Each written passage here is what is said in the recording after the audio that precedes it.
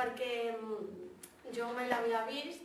Quan a sisè vam fer la visita guiada per conèixer-lo i saber on estan les classes, jo no vaig venir perquè estava malalta i el dia de portes obertes tampoc, perquè no me'n recordo ben bé, crec que estava anglès o fent una activitat, i quan vaig arribar no coneixia res, estava molt nerviosa i anava agafada amb la meva amiga perquè em digués on havíem d'anar. I vam arribar i ens van deixar tots a sota de les escales i ens van dividir en grups.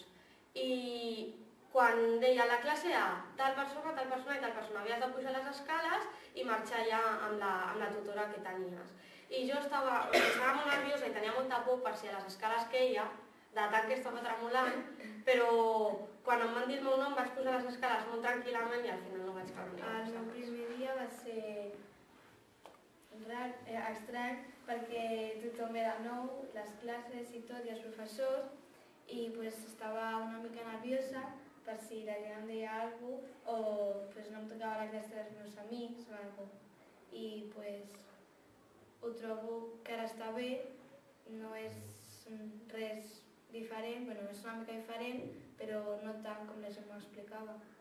Ella, de fet, la nit abans de començar, estava, tota l'estona em preguntava però Andrea, què passa? Però estaré ben acollida i els professors seran molt dolents amb mi, ho suspendré tot...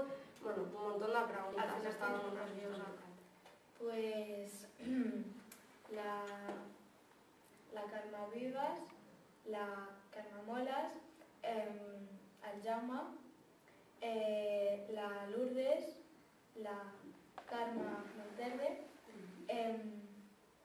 el Miquel...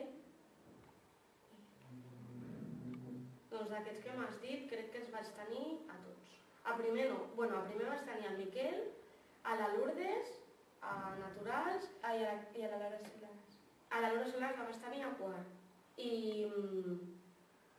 crec que tots els que m'has dit els he tingut. El Jaume també el vaig tenir quan feia música.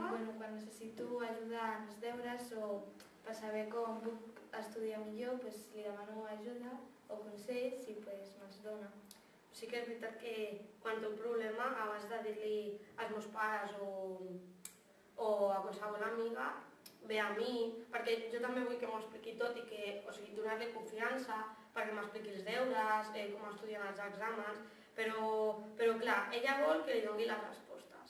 I això tampoc pot ser, perquè ella ha de pensar, ella a mi em pregunta, Andrea, no entenc aquest enunciat. I és molt fàcil, i jo li dic, però te l'has llegit bé? I em diu, sí, però no l'entenc, no se l'ha llegit, vol que li doni la resposta. I llavors després li dic, llegeix-te'l bé, torna-te a llegir, i has de fer això. Ja, però és que no ho entenc. I dic, i què és el que no entens? Que no sé què posar, i llavors no vol que li digui tot. Però jo li explico i per estudiar, jo dic, mira, jo a primer ho feia així, ara a segona batxillerat he hagut de canviar la tècnica, però a primer feia servir resums, esquemes, i ella, quan vol, pren els meus consells, però hi ha vegades que no faré cas. El primer dia, o va ser el segon, crec que vaig demanar al lavabo i em van deixar. I hi havia una nena que també venia amb mi, va d'una altra classe, i també tenia que anar al lavabo. I vam anar juntes i, clar, em vaig tancar. Però la porta de dins del lavabo o la de fora? De dins, de dins. I la vaig tancar i, clar, havia acabat, em vaig sortir i m'havia quedat tancada. Li vaig dir, em vaig ajudar i em va obrir i vaig sortir ja. I estaves molt nerviosa, no? Sí. I alguna anècdota teva? Així que recordi alguna cosa especial, crec que anava a segon o a tercer, o sigui, ja era gran. I era un dia que plovia, i el pont que hi havia abans, perquè ara l'han canviat el material del terra, abans relliscava molt. I sempre que plovia la gent anava amb moltíssim amb moltíssim cuidado per no caure, i va haver un dia que anava amb pressa perquè arribava una mica tard i caminava ràpid, i a l'arribar just al portal de l'institut, doncs no sé què vaig fer, que vaig caure. I hi havia molta gent i tothom va començar a riure. I jo, clar, jo estava molt nerviosa i no volia riure, volia plorar perquè m'havia fet mal, però com tothom reia, doncs jo reia una mica així. Però bueno, després la meva amiga reia a mi tota l'estona, però li vaig dir, Anna, quan caiguis tu ja riuré jo.